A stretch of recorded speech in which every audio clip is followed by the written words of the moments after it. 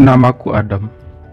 Jika masih ada yang ingat akan kisahku bersama Pino dan Om Hardi, papanya Pino. Sebuah kisah yang ingin kuhapus dalam perjalanan hidupku. Aku tidak ingin menyalahkan siapa-siapa, tak ingin membenci siapapun juga. Bukan salah Pino yang tiba-tiba saja jatuh cinta padaku. Namun aku belum bisa membalasnya karena Pino masih sangat muda dan dia sudah aku anggap seperti adikku sendiri. Bukan salah Om Hardi juga, papanya Pino, yang ternyata juga seorang gay dan diam-diam menaruh perasaan suka padaku.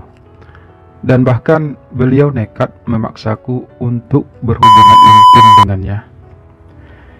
Hingga hubungan terlarangku bersama Om Hardi akhirnya dipergoki oleh Pino yang membuat ia harus mengalami kecelakaan dan bahkan mengalami lupa ingatan. Meski aku tahu kalau Pino hanya berpura-pura lupa ingatan. Aku tidak tahu mengapa Pino harus melakukan hal tersebut. Mungkin saja ia bermaksud untuk menyelamatkan harga diri papanya yang diketahuinya adalah seorang gay. Atau mungkin ia hanya sekedar ingin menghibur dirinya sendiri dan berusaha lari dari kenyataan pahit yang harus ia hadapi. Entahlah, aku juga tidak tahu. Namun yang pasti, aku akhirnya memutuskan untuk pergi dari kehidupan mereka berdua. Aku memang harus pergi. Aku tidak ingin berada di antara dua orang yang sama-sama menginginkanku. Tapi, salahkah aku? Aku tidak pernah meminta mereka berdua untuk tertarik padaku. Aku juga tidak pernah meminta untuk bertemu dengan Pino, apalagi dengan papanya. Tapi takdir yang membawaku untuk masuk dalam kehidupan mereka berdua. Hingga kisah pilu itu pun akhirnya terjadi, dan aku tidak ingin menyesalinya.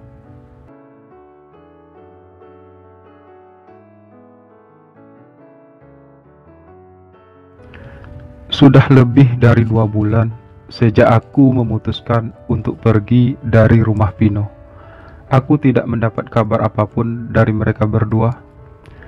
Aku sengaja kembali ke masjid tempat dulu aku bekerja. Beruntunglah pengurus masjid belum mendapatkan pengganti marbot yang baru, sehingga kehadiranku di sana disambut cukup baik oleh para pengurus. Dan aku pun akhirnya kembali bekerja sebagai seorang marbot masjid. Profesi yang sudah bertahun-tahun pernah aku jalani dulu, sebelum akhirnya aku bertemu Pino. Di sini aku merasa sedikit lebih baik, meskipun hampir setiap saat rasa bersalahku kepada Pino masih terus menghantui. Apalagi di tempat ini, aku dan Pino dulu pernah tinggal dan bahkan tidur satu ranjang. Segala kenangan itu terkadang melintas di pikiranku. Aku masih ingat bagaimana hampir setiap malam aku dan Pino tidur saling berdekatan.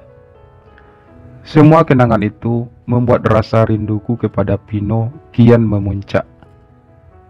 Tapi aku harus bisa menahan diri. Aku tidak ingin terjebak lagi dengan perasaanku sendiri. Apalagi saat ini aku yakin Pino pasti sangat membenciku setelah ia mengetahui hubunganku dengan papanya. 2 bulan lebih aku berusaha melupakan semua kejadian itu. Dan perlahan aku mulai terbiasa hidup dalam kesendirianku kembali. Namun saat aku mulai terbiasa dengan semua itu, tiba-tiba Om Hardi muncul di tempatku. Dari mana Om Hardi tahu kalau aku tinggal di sini? Tanyaku memulai pembicaraan ketika akhirnya Om Hardi kupersilahkan masuk. Sudah sejak lama aku tahu kamu tinggal di sini, Salah seorang anak buahku yang cerita. Jawab Om Hardi terlihat santai. Lalu untuk apa Om menemui saya lagi? Tanyaku kemudian. Saya ingin menawarkan kamu untuk kuliah kembali, Dam. Dan saya akan membiayai kuliah dan juga kehidupan kamu ke depannya. Tapi tentu saja untuk itu semua, kamu harus tinggal bersamaku. Jelas Om Hardi selanjutnya. Om ingin saya kembali ke rumah Om? Tanyaku lagi yang masih belum mengerti maksud dari pernyataannya tersebut. Bukan ke rumah Om, tapi ke rumah kita. Saya akan membelikan kamu rumah, tempat kamu tinggal sendirian, dan sekali-kali Om akan berkunjung ke sana. Jelas Om Hardi lagi. Sebuah tawaran yang sangat menarik, tapi aku tidak mungkin dengan begitu saja menerima hal tersebut. Lalu bagaimana dengan Vino, Om? Apa Om tidak pernah memikirkan perasaannya? Aku bertanya kembali yang membuat Om Hardi menatapku tajam. Kamu juga tahu, Dam, Vino mengalami lupa ingatan, dan sekarang ia sedang dirawat di Jerman. Jadi Vino juga nggak bakal tahu tentang hubungan kita. Om Hardi menjelaskan lagi. Kali ini aku terdiam. Aku bahkan baru tahu kalau Vino justru melarikan diri ke Jerman. Ada beberapa rahasia Vino yang Om Hardi tidak tahu sampai saat ini. Ucapku akhirnya setelah cukup lama aku merenungkan hal tersebut. Mungkin memang lebih baik aku berbicara jujur kepada Om Hardi tentang siapa Vino sebenarnya. Rahasia apa maksud kamu? Tanya Om Hardi dengan tatapan penuh rasa ingin tahu. Aku menarik napas panjang. Berat rasanya menceritakan semua ini kepada Om Hardi, tapi beliau memang harus tahu. Vino sebenarnya tidak sedang lupa ingatan, Om. Ia hanya berpura-pura. Suaraku bergetar. Om Hardi menatapku tajam mendengar ucapanku barusan. Kenapa Vino mesti melakukannya? Tanyanya akhirnya. Saya juga tidak tahu pasti kenapa, tapi saya rasa Om bisa menyimpulkannya sendiri. Apalagi jika Om tahu siapa Vino sebenarnya dan bagaimana perasaannya padaku. Ucapku lagi. Kali ini Om Hardi kian tajam menatapku. Maksud kamu apa sih, Dam? Tanyanya lagi. Maksud saya sebenarnya Vino juga sama dengan Om. Kalimatku terbata. Maksud kamu, Vino juga seorang gay? Suara Om Hardi sedikit meninggi. Iya, Om. Jawabku berusaha tegas. Dan Vino juga sudah berterus terang padaku kalau ia juga telah jatuh cinta padaku. Lanjutku lagi. Kali ini Om Hardi menarik napas sangat panjang. Sepertinya ia benar-benar merasa shock mengetahui hal tersebut. Om Hardi mengusap wajahnya beberapa kali sambil terus menarik napas berkali-kali. Kenapa kamu baru cerita sekarang? Suara Om Hardi terdengar parau. Ia terlihat seperti berusaha menahan tangisnya. Maafkan saya, Om. Tadinya saya pikir semua tidak akan jadi seperti ini. Balasku lemah. Dan kalian sudah pernah berhubungan intim? Tanya Om Hardi selanjutnya. Belum, Om. Hubungan kami masih hanya sebatas saling mengagumi. Kami berusaha untuk saling menjaga perasaan kami agar tidak terjatuh terlalu dalam. Jawabku jujur. Tapi apa kamu mencintai Vino? Tanya Om Hardi kemudian yang membuatku terdiam seketika. Sejujurnya aku tidak tahu pasti bagaimana perasaanku kepada Vino sebenarnya. Terus terang, aku memang mengagumi sosok Vino. Aku juga merasa nyaman saat bersamanya, apalagi saat berada dalam dekapannya. Tapi aku tidak berani untuk memikirkan hal itu lebih dalam lagi. Kenapa kamu diam, Dam? Saya ingin kamu jujur sama Om. Suara Om Hardi cukup membuatku kaget tiba-tiba. Saya bingung, Om. Terus terang, selama bersama Vino, saya memang selalu merasa nyaman dan saya merasa bahagia setiap kali melihat Vino tersenyum. Jawabku akhirnya. Om Hardi kembali terdiam. Ia terlihat sedang berpikir keras. Maafkan Om ya, Dam. Andai saja Om tahu dari awal, mungkin semua ini tidak akan pernah terjadi. Suara Om Hardi terdengar pelan dan serak. Setelah berucap demikian, Om Hardi pun pamit untuk segera pulang. Aku masih terpaku, tak tahu apa yang aku rasakan saat ini. Ada rasa lega karena sudah berterus terang kepada Om Hardi, yang artinya tawaran Om Hardi untuk membelikan aku rumah sudah pasti tidak akan berlaku lagi. Tapi mungkin ini jauh lebih baik. Setidaknya aku tidak akan terjerumus lagi dalam dunia kelam itu. Semoga saja Om Hardi juga menyadari kekeliruannya dan mulai memperbaiki diri. Ya, semoga saja.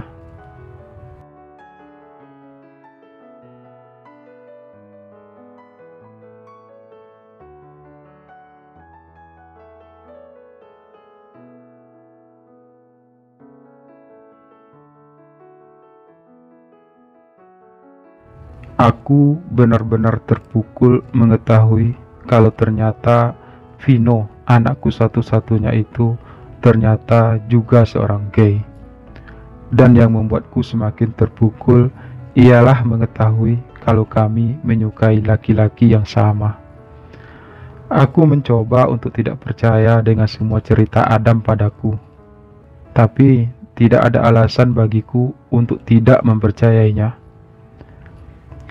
Untuk itu, aku pun memutuskan untuk menemui Vino di Jerman. Aku ingin berbicara dari hati ke hati bersama Vino. Selain tentu saja, aku ingin memohon maaf padanya atas tindakanku kepada Adam.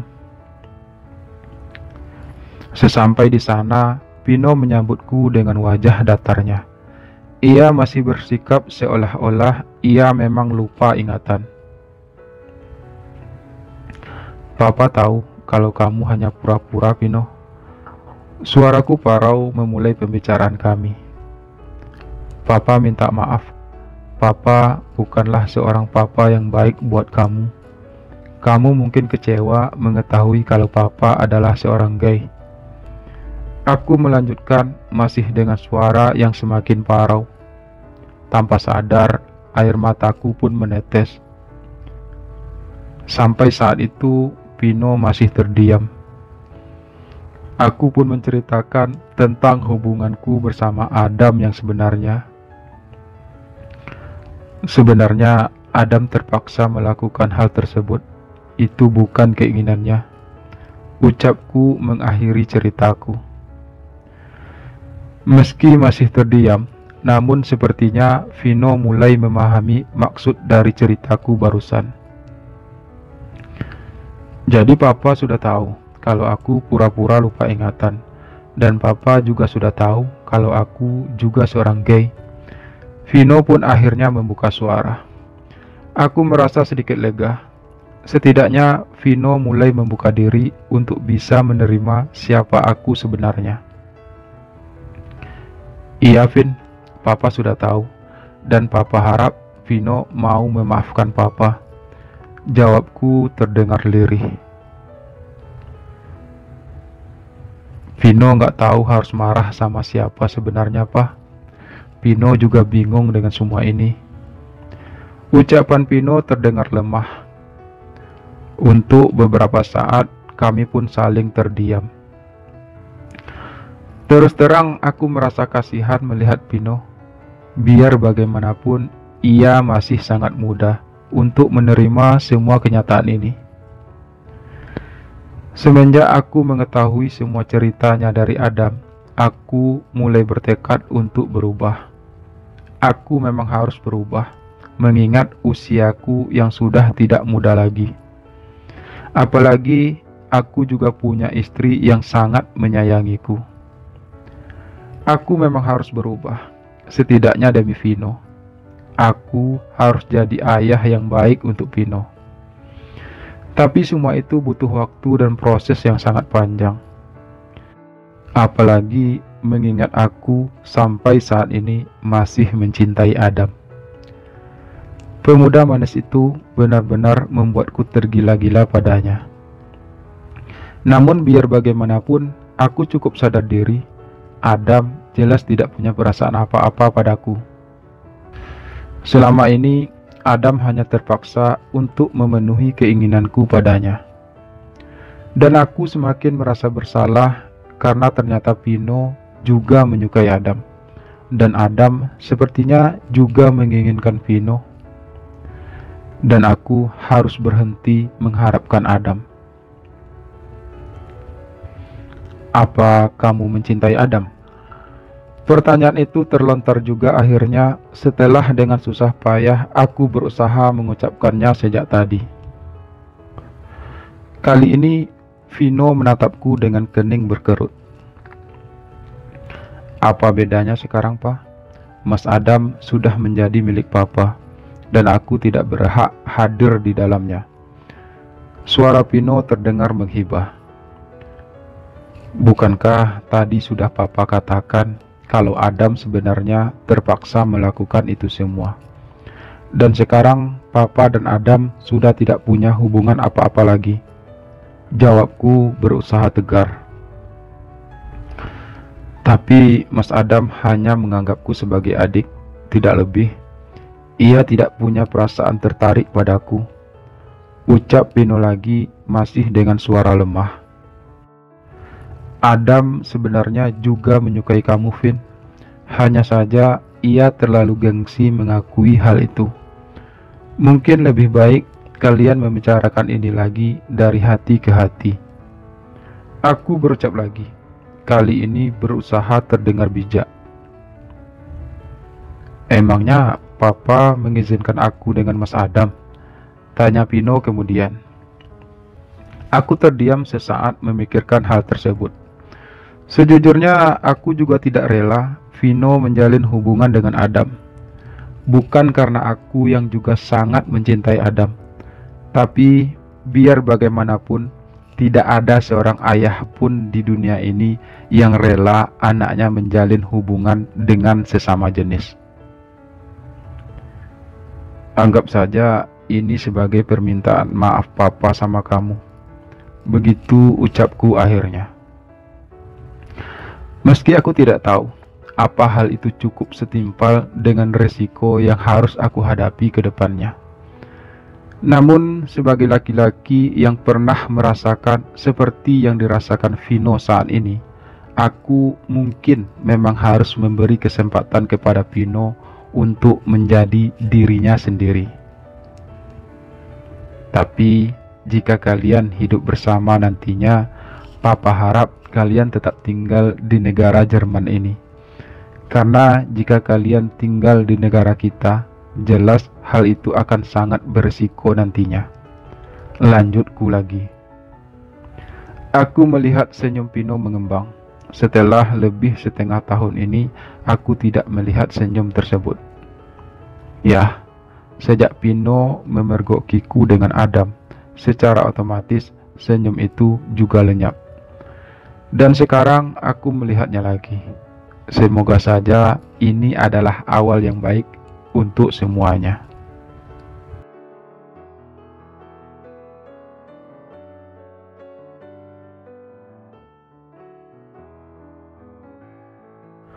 Om yakin mengizinkanku hidup bersama Vino di Jerman sana. Adam mengulang kembali pertanyaannya. Saat aku akhirnya seminggu kemudian mengutarakan keinginanku tentang harapanku untuk Vino. Iya, Om yakin. Anggap saja ini semua untuk menebus kesalahan Om, karena telah berusaha membuat kalian terpisah selama ini. Jawabku meyakinkannya lagi. Tapi, apa Vinonya bersedia, Om? Adam bertanya lagi. Kamu tenang aja. Om sudah bicarakan ini dengan Vino, dan Om akan urus segala keperluanmu ke luar negeri. Yang penting kamu bersedia.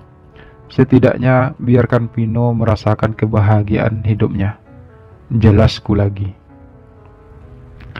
Adam terdiam cukup lama. Sepertinya ia ragu. Tapi aku yakin kalau Adam sebenarnya juga mencintai Vino. Dan ini adalah kesempatannya untuk membuktikan hal tersebut. Om akan beri kamu waktu seminggu untuk memikirkan hal ini. Nanti kalau kamu sudah punya keputusan, kamu tahu harus menghubungi Om di mana.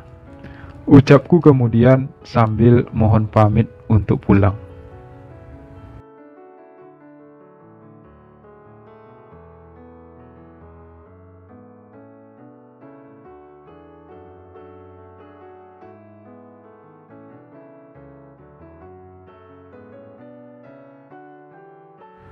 Berbulan-bulan aku tinggal sendirian di Jerman. Aku benar-benar merasa kesepian. Tadinya aku berharap dengan pindah ke Jerman, aku bisa melupakan segala kejadian menyakitkan tersebut. Tapi ternyata itu semua tidak semudah yang aku pikirkan. Bayangan Papa dan Mas Adam yang sedang bergumul terus melintas di benakku. Rasanya begitu sakit menyaksikan orang yang aku cintai tidur bersama papaku sendiri. Dan yang paling menyakitkan dari itu semua ialah mengetahui kalau papaku ternyata adalah seorang gay. Aku tidak bisa menerima kenyataan itu. Aku ingin melupakan semuanya. Karena itu juga aku memutuskan untuk berpura-pura lupa ingatan dan meminta mama untuk mengirimku ke Jerman untuk berobat. Walau sebenarnya tujuanku ke sini adalah untuk mengobati rasa sakit di hatiku karena Papa dan Mas Adam. Namun setelah berbulan-bulan, tiba-tiba Papa muncul. Ia datang dengan segala penyesalannya dan dengan segala pengakuannya. Papa menceritakan tentang hubungannya dengan Mas Adam yang sebenarnya hanyalah sebuah keterpaksaan. Awalnya aku mencoba untuk mengabaikan hal tersebut, karena biar bagaimanapun dan apapun alasannya, mereka berdua jelas telah membuat aku sangat kecewa dan terluka. Namun melihat kesungguhan Papa meminta maaf, dan dari kejujurannya, akhirnya hatiku pun luluh. Apalagi Papa dengan terang-terangan memberikan aku kesempatan untuk bisa hidup bersama Mas Adam, orang yang sangat aku cintai. Papa hanya ingin kamu bahagia, Vin, walau sebenarnya ini bukanlah yang terbaik, ucap Papa waktu itu. Lalu bagaimana dengan Mas Adam, Pak? Apa ia akan bersedia? Tanyaku kemudian. Biar bagaimanapun, aku memang berharap bisa hidup bersama Mas Adam. Namun, aku juga tahu Mas Adam selama ini hanya menganggapku sebagai adik. Dan aku juga tahu Mas Adam adalah orang yang alim. Tapi mengingat apa yang telah Mas Adam lakukan bersama Papa, rasanya sangat mungkin kalau Mas Adam sebenarnya juga punya perasaan yang sama denganku. Sebenarnya Adam juga menyukai kamu, Vin. Hanya saja ia terlalu gengsi mengakui hal tersebut. Terngiang kembali ucapan Papa tempo hari. Nanti biar Papa yang ngomong langsung sama Adam. Kamu tunggu saja kedatangannya di sini. Lanjut Papa ringan. Setelah itu Papa pun pamit kembali ke Indonesia.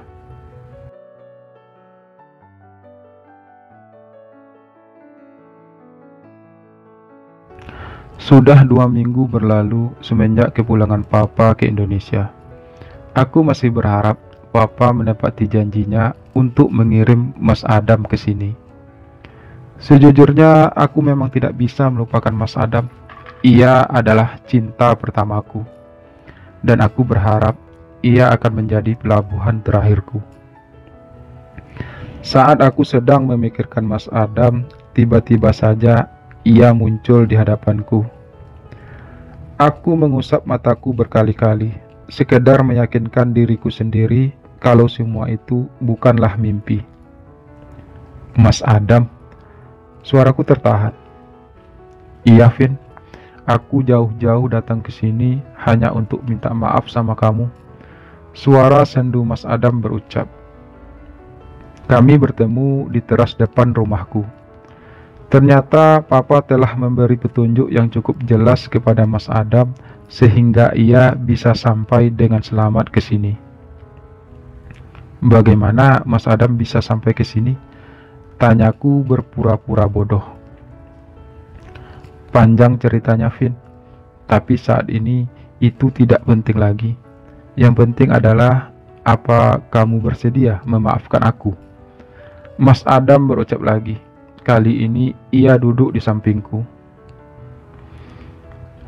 Aku bersedia memaafkan Mas Adam, tapi ada syaratnya. Ucapku dengan memasang senyum manis. Apa syaratnya? Tanya Mas Adam dengan tatapan penuh tanya. Pertama, Mas Adam harus berjanji untuk menetap di sini bersamaku. Kedua, Mas Adam tidak boleh lagi menolak keinginanku untuk memeluk Mas Adam. Balasku penuh keyakinan. Yakin hanya dipeluk saja? Tanya Mas Adam lagi dengan nada sedikit menggoda. Maunya sih pengen lebih, tapi takutnya Mas Adam gak mau. Balasku mulai merasa rileks. Aku memang gak mau kok. Gak mau nolak maksudnya. Mas Adam berucap masih dengan nada menggodanya. Oh, entah mengapa tiba-tiba saja aku merasa lega. Hatiku yang selama ini terbalut rindu tiba-tiba saja merasa berbunga. Berada di samping Mas Adam kembali membuat semua mimpiku seakan nyata. Aku sangat mencintaimu, Mas Adam. Desahku akhirnya setelah untuk pertama kalinya Mas Adam Aku juga sangat mencintaimu, Vino, dan aku berharap kita tetap bersama selamanya. Balas Mas Adam sambil kali ini ia menyentuh kedua pipiku. Aku mencintai Mas Adam secara sederhana. Seperti mentari yang selalu setia menanti pagi, seperti lilin yang rela hancur demi menerangi kegelapan, atau seperti ombak yang selalu kembali ke pantai. Kalimat itu muncul begitu saja dari bibirku, sesaat sebelum akhirnya Mas Adam merangkul tubuhku dalam dekapan hangatnya. Aku merasa sangat bahagia dengan semua itu. Semoga saja hubunganku dengan Mas Adam bisa tetap bertahan untuk selamanya. Semoga saja tidak ada lagi orang yang berusaha untuk memisahkan cinta kami. Ya, semoga saja.